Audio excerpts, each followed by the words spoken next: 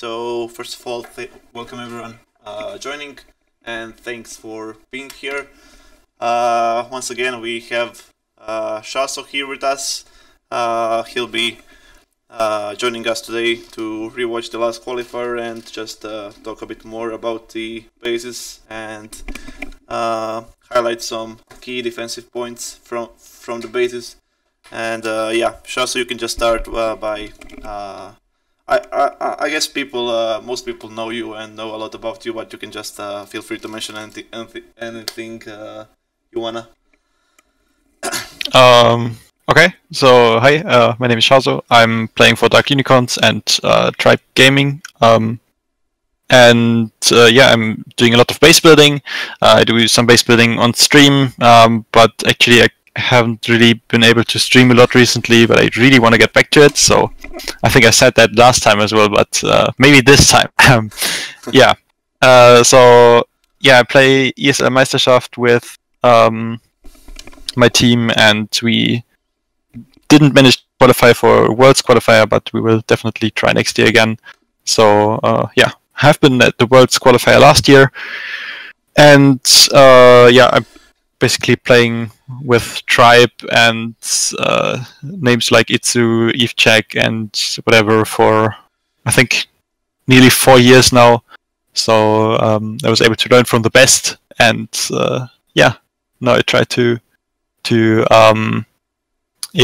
try to show my knowledge on streams and here on this VOD review as well. So yeah, I'm very thankful to be invited again. So yeah, and I hope you have good questions, so we can maybe talk a little bit about some questions as well. Yeah, absolutely. It's a pleasure to have you here, and I'm sure everyone will have a great time and learning something new. Just one question from me before we start. Do you like playing or building more? What do you enjoy more? If you had asked me two weeks ago, I would have said playing, but I really started enjoying building again. So I think at the moment it's kind of equal. I think equal, yeah. Okay. Yeah. All right. So for all those who might not know, I will be sharing my screen for this live stream, so you can just watch there, and we will go through some bases over there. So if you're not watching, you can make sure you check in. One sec. All right. Okay, give me a second. I'll be ready. Sure, absolutely. Take your time whenever you're ready. All right. Okay. Yeah. Now. Awesome. Sorry. No worries. Everything should be fine. I guess everyone should see the screen now. Yeah, so on this stream we will just go through a couple of bases from, especially from Tribe Gaming, and maybe a few others as well. So let's start with the first one. 1 second. This one looks. Yeah, pretty ugly. Yeah. Okay, let's actually jump back on this one. These kind of bases are pretty popular these days, I guess. The symmetrical style, everyone seems to have them on in these Worlds qualifiers. What do you think in general about them? Are they any better than the asymmetrical bases in your opinion, or not, and why? I think if you're not playing Legends League a lot, then these bases are very, very good. If you play a lot of Legends League, you will get used to them and get used to the style of bases. I think like what defines the current meta is that you kind of always have a ring of important defenses like Infernos and scatter shots around the Town Hall, or maybe the Town Hall have the Town Hall on one side of the circle. So I think if you get used to that there are no defenses kind of in one row towards the middle, then these bases will get easier. But I think if you're not used to it, they can be very, very good. And if something goes wrong, then these bases usually hold up very well as well. Yeah, you'll most likely get a 1 star on this base rather than on an asymmetrical base, right? Yeah, true. Yeah, pretty much. All right. This one managed to be a triple, but it was pretty close, and yeah. Well, it was Danny attacking, so it had to be triple. Yeah, and it was a Yeti smash. Yeah. Yeah. So. Yeah.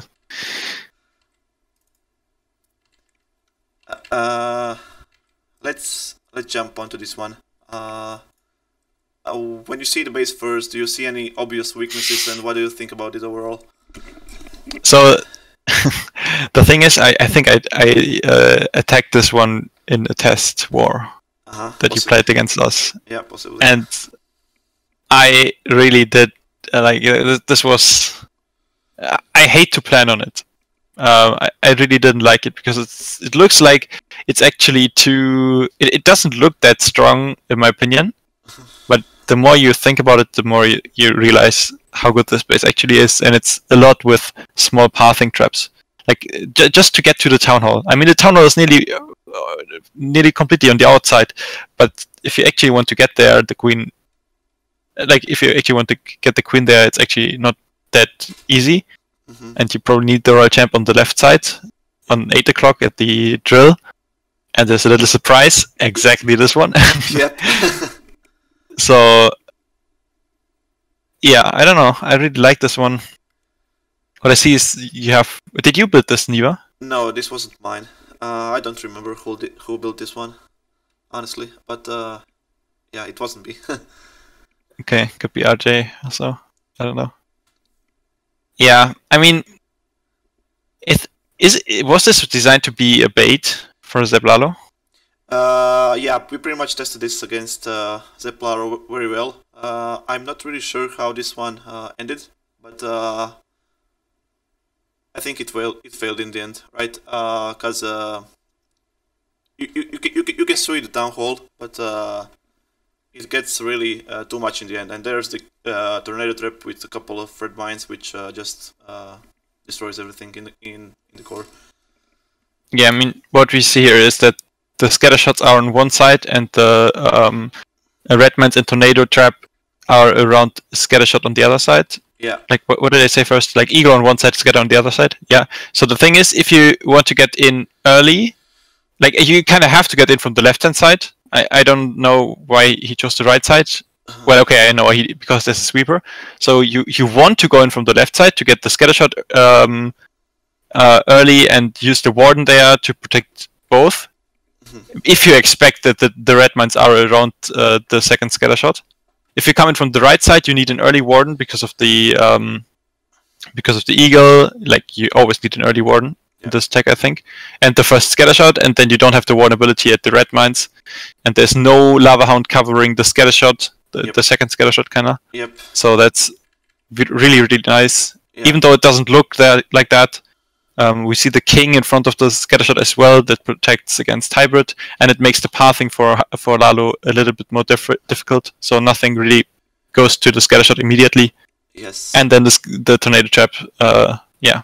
Yeah, exactly. Keeps something away. I think I would pretty much highlight the tornado trap being MVP here, like its positioning and the traps near it, and having it near scatter shots and other splash defenses. I would really highlight that as the key point of this base. Why actually it defended. And talking about the tornado trap, can you share some of your insights about the trap itself? Where do you like to use it, and when and how, in general?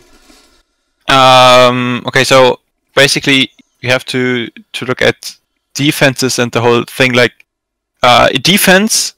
Does damage over time, so not only the damage of a defense is a big factor, the time is also a factor. So if you can keep a lot of troops in a defense for a long time, the defense will do more damage. So it's actually more worth it to have the time draining things like storages, heroes, or a tornado trap next to defenses that do a lot of damage. Yep. So if you have a look at defenses that deal a lot of damage, we have the Town Hall, we have scatter shots, we have heroes. So I prefer to have the tornado trap. Like the perfect placement is next to a scatter shot, in my opinion, and maybe next to a hero as well, because the hero will destroy Yetis and the scatter shot will destroy everything else. Yep. So it's kind of good against everything. In very rare cases, you can have a tornado trap to bait an entry or whatever, maybe to force freeze when you can tornado the queen around the town hall or whatever. Yeah, I was just about to ask that. How often do you use the tornado to bait, let's say, blimps or something like that, opposing to just having it somewhere in the core, or something like that?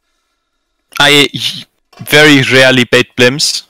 Because like if you have a tornado trap, you need black mines there as well, and if you have blimp, you can have like if you bait a blimp, you need 2 black mines as well.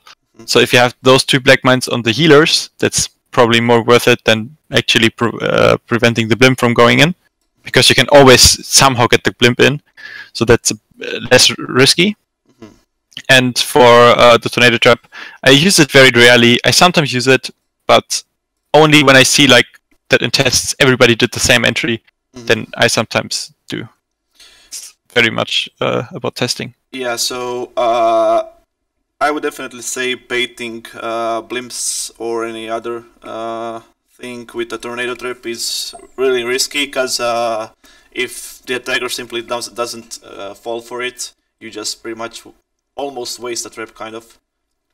Yeah. Yeah, pretty much. And this is one of those cases where baiting a blimp actually turned out great. So as you can see here, it was just the most obvious thing for someone to do, and he fell for it. So yeah. Oh, that hurts. Yeah, that really hurts. Yeah. The rage was already deployed. He didn't get a scatter shot, okay? Yeah, he didn't. This was like the #1 thing we tested. I remember when we built this base, because the charge inside the channel was pretty obvious. Someone would really do it. And having the scatter shot alive made it really harder, so he had to invest the roll champ, which was not part of the plan A. Yeah. What I really nice, what I see, what is really nice, that the Teslas are always like 1 tile away from each other, so there could be a trap, and loons will not get both of them at the same time. Yeah. You should definitely always do that. That's a little bit more of a basic tip, but yeah, still a good one to remember. Yeah, absolutely. Yeah. What I really like about this base, you kind of have three different kinds of or like 3 different parts. You have the town hall part, which is actually not too difficult to enter, but if you get into the town hall compartment, you don't really get to anything else. Like there's no, like you could try to get the single inferno, you can get the scatter shot behind it, okay, but it doesn't provide you a very good pathing, and there could be a lot of Teslas in the middle that can completely mess up the pathing, so you don't really want to go into the town hall necessarily, and it's a big investment, and you don't get the CC, which is quite big. That's true. So you can walk the left side, but then you have to go into the town hall, so it's not too risky, and then you have the eagle backend, which is not very nice. Yeah. If you go into the eagle, there are a lot of walls, so you have to invest a lot of wall breakers, and it's difficult to tell if the queen actually goes in. Yeah, and you have a sweeper pointing at you, so yeah. Yeah, exactly, and you have the sweeper. That's a good point. Yeah. So you don't really want to charge the space, other than the first charge that he did. And that was because baited. Yeah, that was baited. So it's like, yeah, the space is just. I mean, I'm pretty sure if you FC the space, you can Yeti smash somewhere in, and you will triple this. Like, I'm pretty sure there are ways to do some very stupid strategies, and the space will completely get overkilled. But you have to think about what will the attacker actually do. Yep. Like, you want to go for the best possible way, and if that one doesn't work, then the base is very good. Exactly. So talking about that, when you build a base and when you test it and you see, let's say, a certain strategy works, how do you decide if you want to bait it, or do you just want to do some changes and to fix it? So the difference between baiting and fixing a strategy that works on your base after you test it, how do you decide which way to go? I mean, it really depends. Like, sometimes it's kind of the same if I bait or if I prevent. So when somebody decides to use a strategy, you can adapt a few things, and then ask him again if you would you still do it. For example, if you have another expo and then you could ask if somebody would still do it. If it holds and he says he would do it, then it's perfect because he thinks it works, but it doesn't. So that's very good. Yeah. If I cannot do it with just small changes, or if somebody says, yeah, then I would take a different angle, then I have to try the next angle. So maybe if every angle defends, then I'm totally fine with it. But there's always one option how to triple a base, and if I see that multiple people always go for the same entry kinda, and just very few differences, I usually try to bait it because I don't really care if the base gets stripped by everything else. As long as the attacker thinks it works and it doesn't, the base is good. Yeah. That's what defines a good base. That was exactly the case over here, because as you said, there's probably several ways to triple this one with a stupid attack or some Yeti smash or something random, but if you get the attacker to think that this blimp charge will work, and it's pretty obvious, if you get him to do it and you bait it, then you did a great job. Yeah, exactly. Yeah. Yeah. But to be honest, this one looks so annoying. I mean, I think you did a really good job on the basis for Tribe the last time. I mean, these were, in my opinion, among the best bases you have built. I don't know how they did in tests, but I think they look really good. Yeah, they did pretty well, most of them. Sadly, it wasn't enough to get the golden ticket, but better luck this month, I guess. Yeah. Okay, so a base from Nick. Yeah, I will I will go back a bit and pause here. So, when do you see it? What do you think about it? I think dragons would overkill the space, and I kind of don't want to, like, I take that back because the CC placement is awkward. So my thought was you can just zap the multi-inferno out of the way, and then use a blimp for the single inferno and for the air defense, and then you can just use dragons from 10 o'clock and then send your heroes from 12 to 3.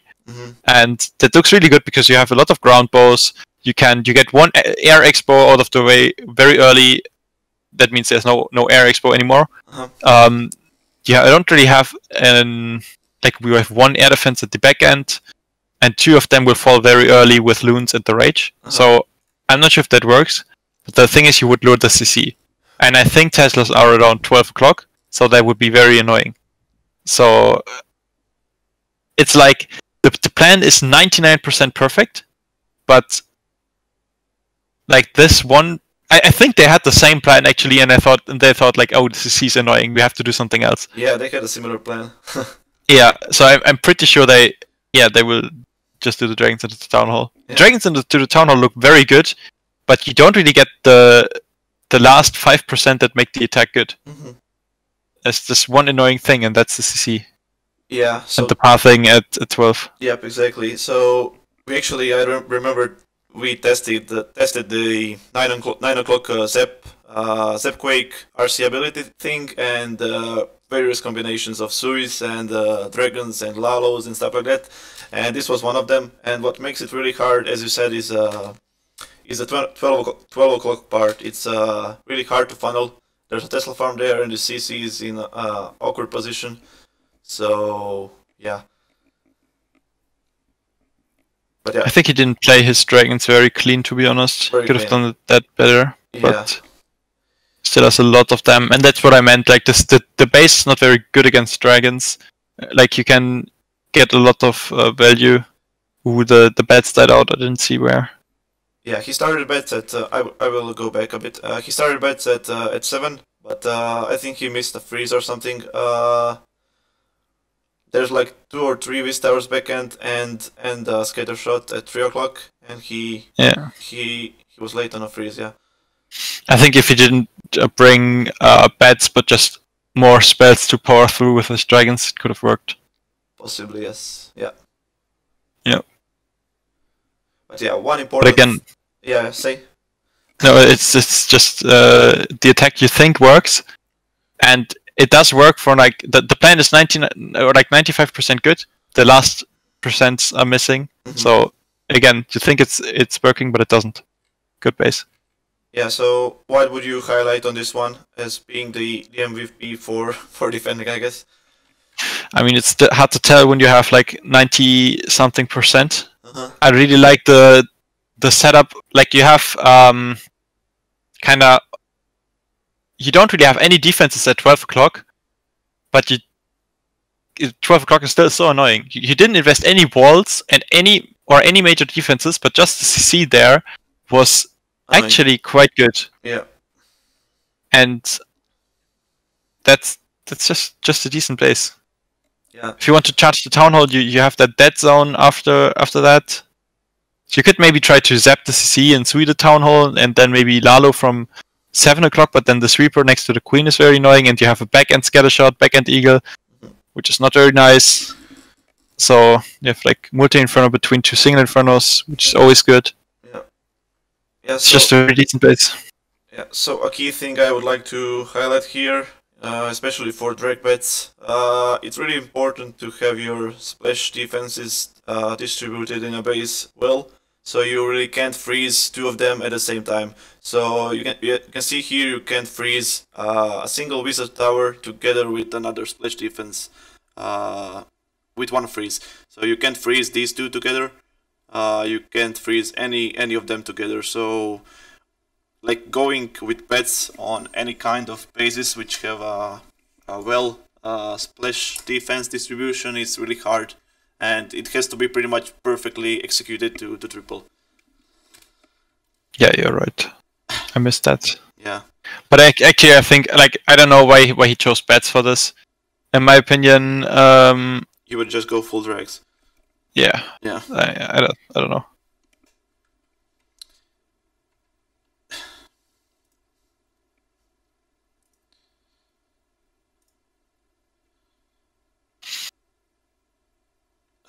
What was the case with this one? Alright. These spaces are so weird. Like, in a good way. Yeah, I think this was one from Exilis or Yeah, I was about to say that. The tower compartment looks like Exilis. yeah, it's his style. Yeah. Yeah. Yeah, the Zap Elliot, the Eagle, I thought about that. Then, wait, what does he do? Oh, he does Lalo for the follow-up. I would have done Dragons. Yeah, so he zapped, it was a pretty decent zap value. It was Eagle, Scattershot, and a few other things. He got a sweeper, I think, as well. Yeah.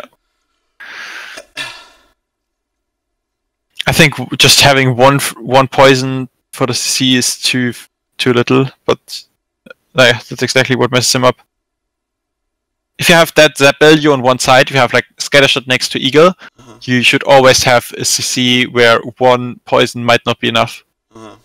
So, for example, especially with the new minions, I mean, 1 poison can be enough for super minions to get rid of them, but it can be very good to have like a mass headhunter CC when you see that you have a lot of zap value around the CC somewhere. Like, not exactly zapping the CC. Is this actually a triple? I think it didn't triple in the end, or did it? It was a time fail, I believe. Yeah, that's the problem with Xilla spaces. They always look so good, actually, but then they sometimes actually it's actually triple. The def. Yeah. Yeah, so the key thing you wanted to say here is, let's just go back a bit. So when you have a lot of value on the other side of the CC, so let's say CC is on this side, and on the other side you have a lot of zap value here, or any sui value, you should definitely use a CC which requires, which is annoying to kill with 1 poison actually. Yeah.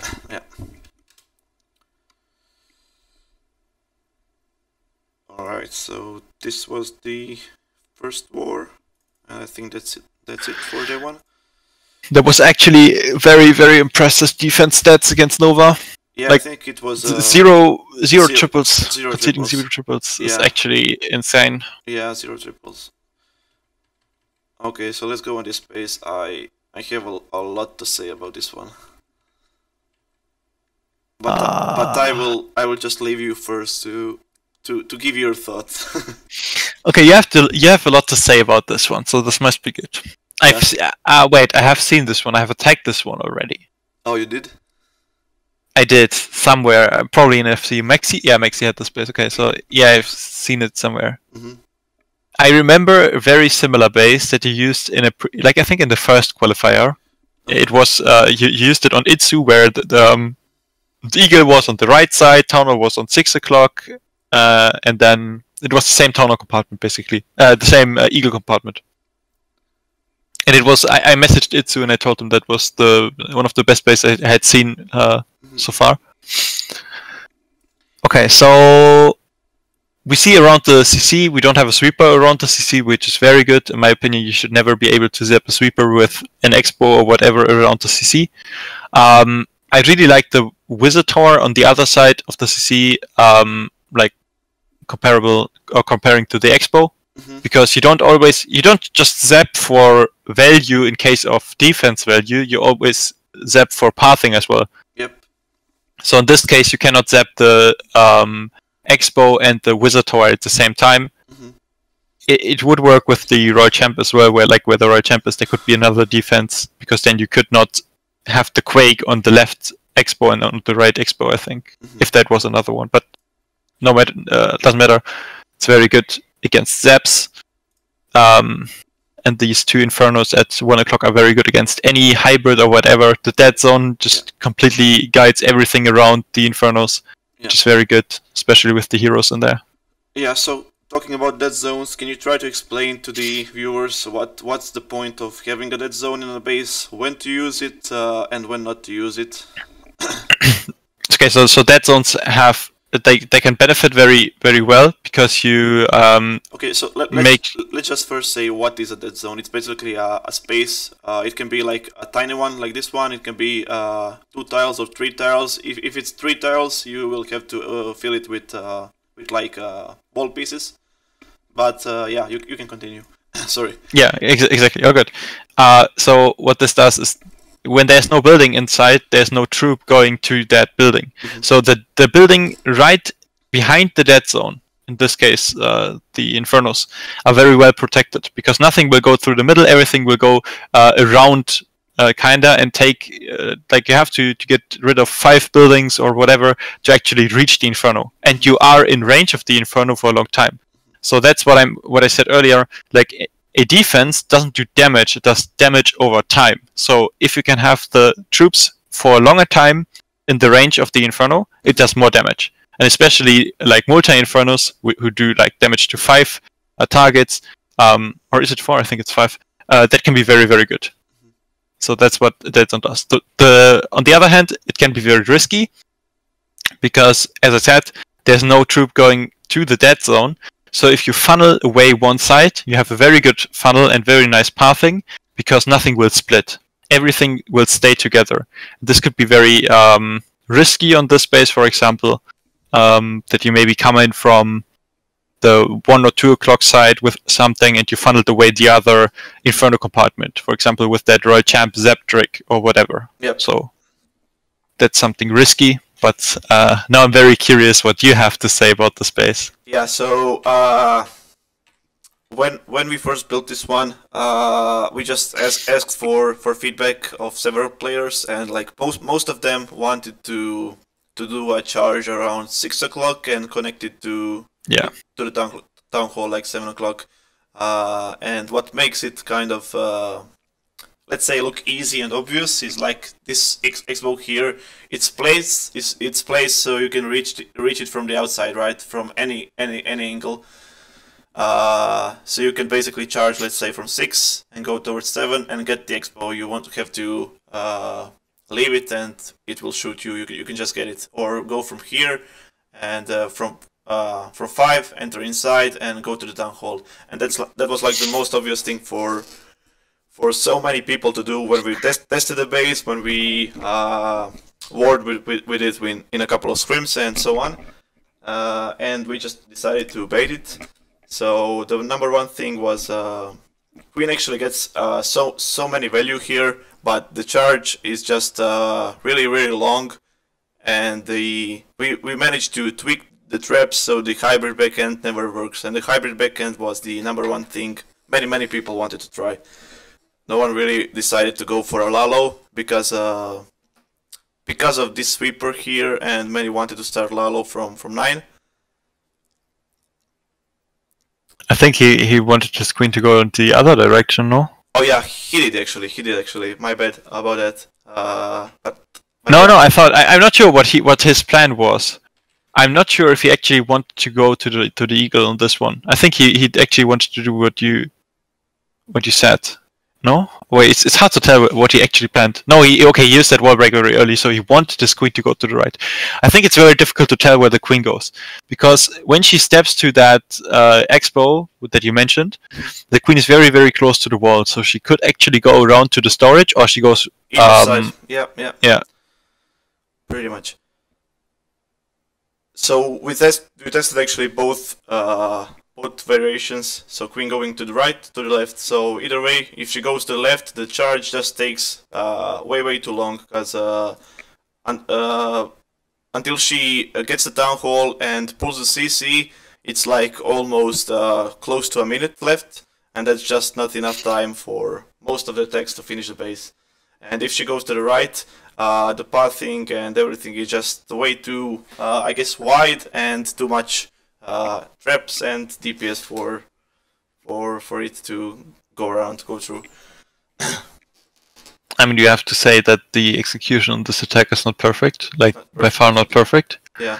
I think what I think about this base, what could be, or like, there are two things. The first thing is the scatter shots are around the town hall. So I think, okay, scatter shots around the town hall might be weak to Smash, because scatter shots are actually quite good against Smash.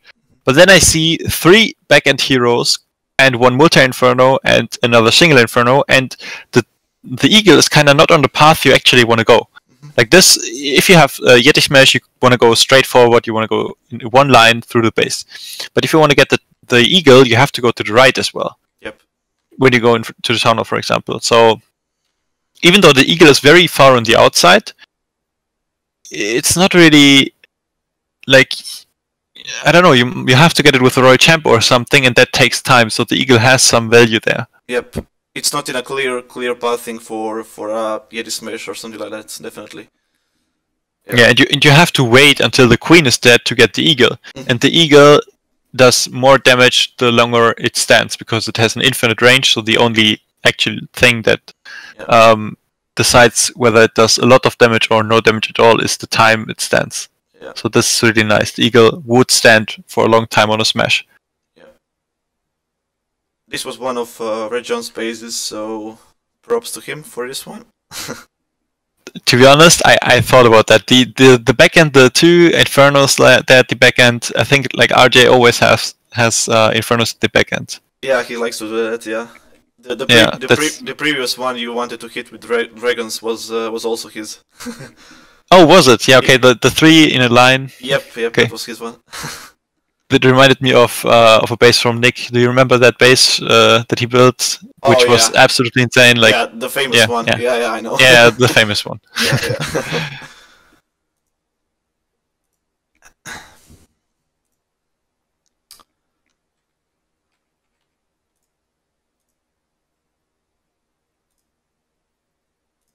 Yeah. Okay. This was actually one of the triples. Let's watch it. We won't watch all the defenses. Let's watch one triple. So, first thoughts? First thought is, again, this is so annoying. Like, this base, it's, I don't know, it looks so weird. It's like always some round shapes in the middle of the base, and some open compartments where you never know where everything is going. For example, that multi-inferno next to the queen, that kind of half circle around it, where you are in range of the scatter shot and whatever. It's so annoying. And then you have an outside scatter shot. Like, who does that? Yeah. So there has to be the Tesla farm around there, in my opinion. So let's see where it is. I would have hero next to it as well, but you decided against it. I'm very curious why. Is this base from Xylis as well? No, it isn't. Wait, actually could be. Could be, but I honestly don't remember. No, I don't think it is from him because he always has Infernos next to his Town Hall. Okay, but I don't know many people who have two heroes next to each other. Yeah. Like exactly next to each other. And he had that on the last base as well. That freeze was not necessary.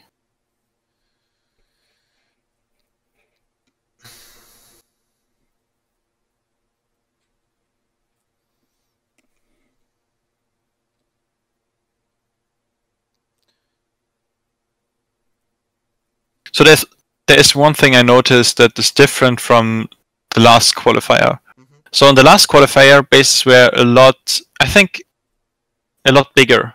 Like it was very rare that a good base had 2 layers of trash on the outside. Mm-hmm. And now actually a lot of bases do have that much trash on the outside. It's like the difficult thing for a base builder is always you don't want to have a too large base actually, but you want that the attacker has to go for a lot of like the ways of the attacker are very long. So for example, if you think about whatever, let me Google a word. I don't know how do you say that in English. Maybe it's the same. Yeah, it's like a maze. Is it a maze? Oh yeah, is like yeah, it's a maze. I know what you want to say. Yeah, yeah. So that's what you try to create, and that's like it's very difficult to create a good maze with very little space. Mm-hmm. So I think that's actually why I think your bases are that good, because you actually manage to have small and very compact bases in like if you compare them to others, and it's still a very good maze. Yeah. So very good. Definitely. I would just like to once again highlight the importance of splash defenses. So once again, it's a drag pad, and any of your bases, doesn't matter if you build them or you copy them from anywhere, or I don't know. If possible, like you won't always get to have it, but like if possible, you should ideally want your splash defense not to be freezable, like two of them with one single freeze, because basically if this freeze tower was just a bit more far away from the scatter, it wouldn't triple. Basically he froze both of them here, and it was pretty much end of the base. By the way, yeah. I have one question maybe about the base. So yeah, sure. I think the base would be a lot better if you remove one line of trash from the 3 to 6 side and put it at and just move the whole base more towards to the bottom right side. Because the thing is, he doesn't really need to funnel anything at the top side to get the dragons in. The dragons, like the base is very, very, or like the important defenses are very far on the outside and not very split. So like the 2 Infernos, the EX bows and the scatter shot are very, very close to each other, and you don't really have to funnel the 11 o'clock side to make sure that the dragons actually stick on that path. Okay. That's why I always say in these streams, don't just protect one defense, protect the connection between them. And these are so close together, so the connection is not really protected, and I think that's what made the base a little bit weak to dragons. Alright, so you would push the base towards the southeast side and take this the last layer of trash and put it on the northwest side. Yeah, would be an idea, yes. Yep. Okay. Not sure if that actually works, but it would be worth a try, I think. Yeah, it would definitely make it harder for sure. Yeah.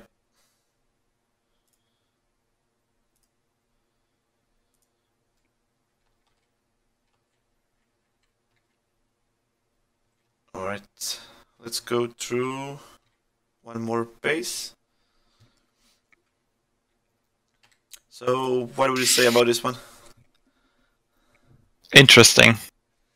Like there's not really if you look at the inside, I would say 90% of the defenses on the inside are actually very important defenses. Like the non-important defenses are always on the outside. Mm-hmm.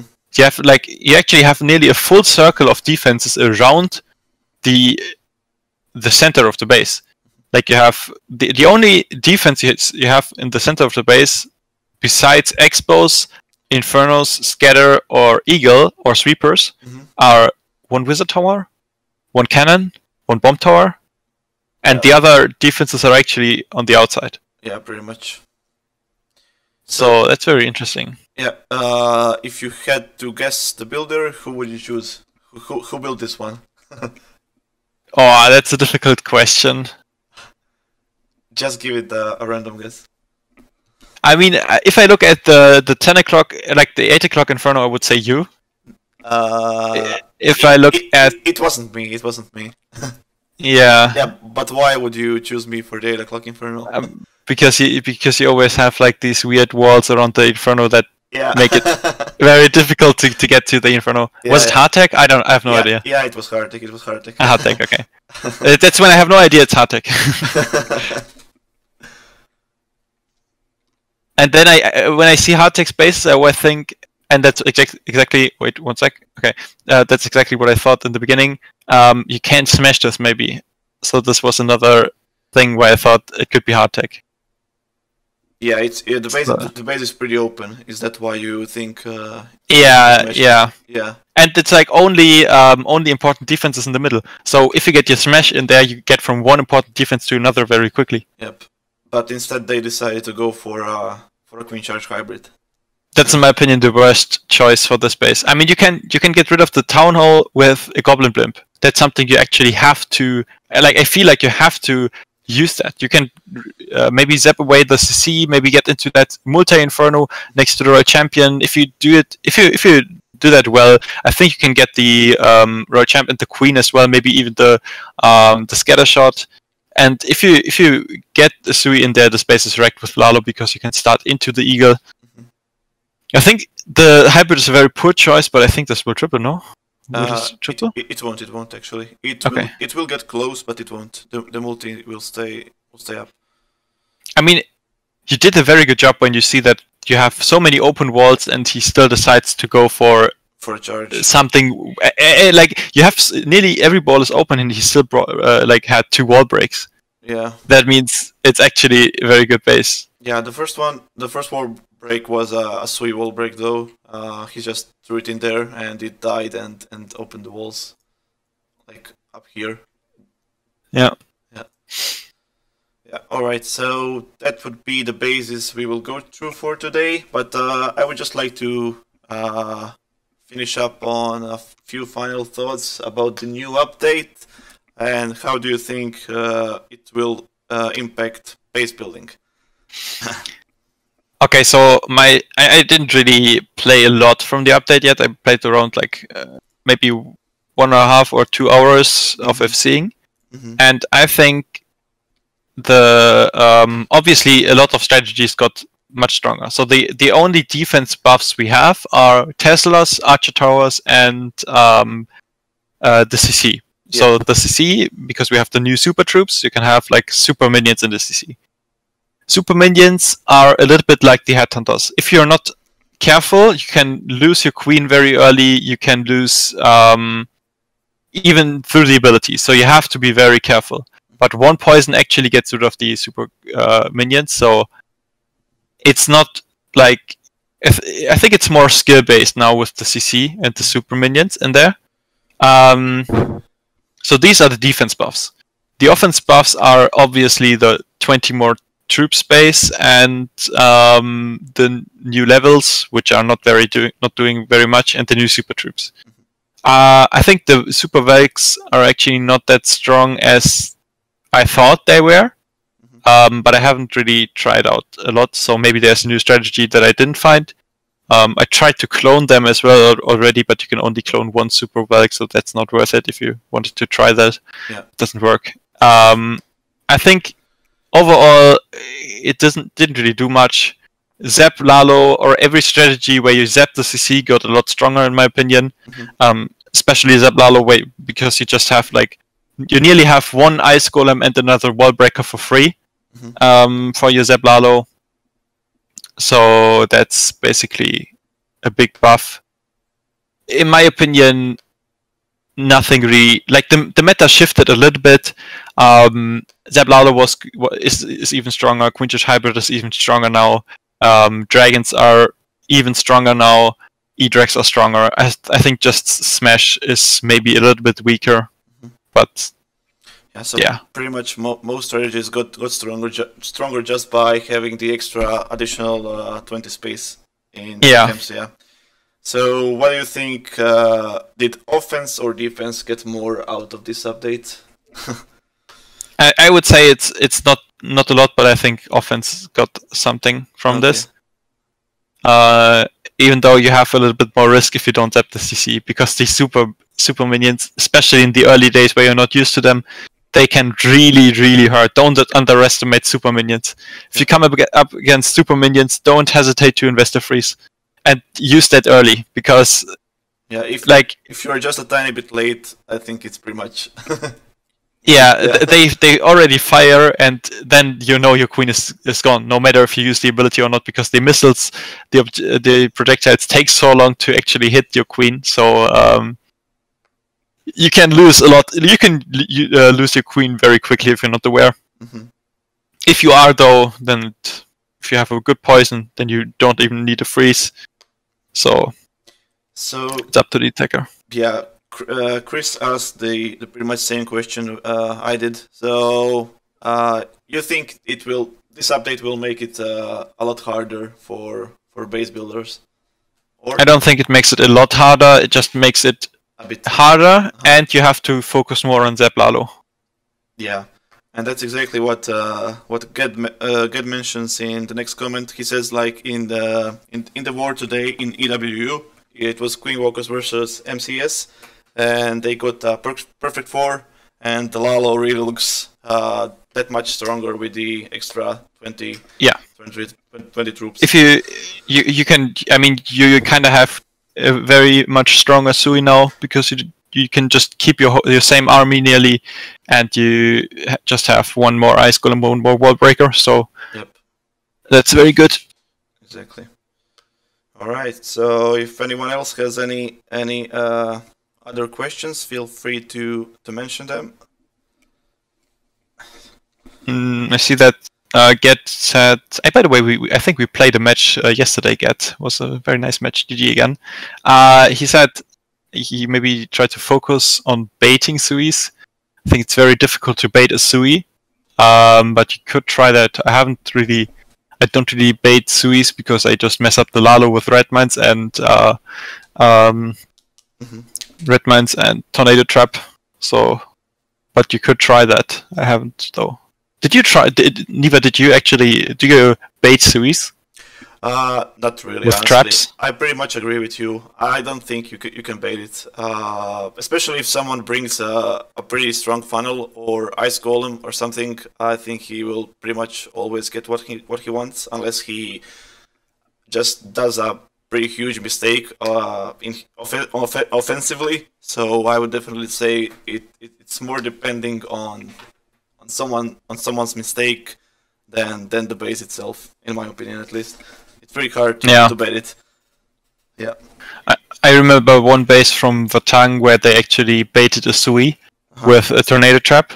And that, I mean, I have seen the base because somebody from my team copied it, and I actually fell for it. They had the Tornado Trap, and that messed up my Wall Breaker, my Super Wall Breaker, which was like, that's a big investment, a Tornado Trap for a wall break. Yeah. But if it works, then you're absolutely fucked, because then your Sui doesn't get anything. Yeah. So it's high risk, high reward. If you have 2 wall breakers, though, then you're just wasting a Tornado Trap, which is, in most cases, already GG against Lalo. Yep, and that's exactly what we talked about earlier today when we started about blimps, tornado traps, baiting, when to bait, when not to bait, and things like that.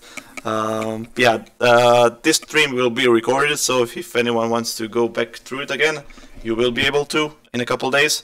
And I would just like to thank everyone for joining. And of course, thank Shaso for his time and the valuable insights about everything. Yeah, thank you for having me, and thank you for listening, watching, and for the questions in the chat. Absolutely. We will leave all Shaso's links in the stream chat, so please make sure to check him out, give him some support. He really deserves it. He's one of the few in the community who does a really great job about base building, so definitely worth to check him out. Thank you. Yeah. Very kind. Yeah. Thanks everyone once again, and see you next time. Bye-bye.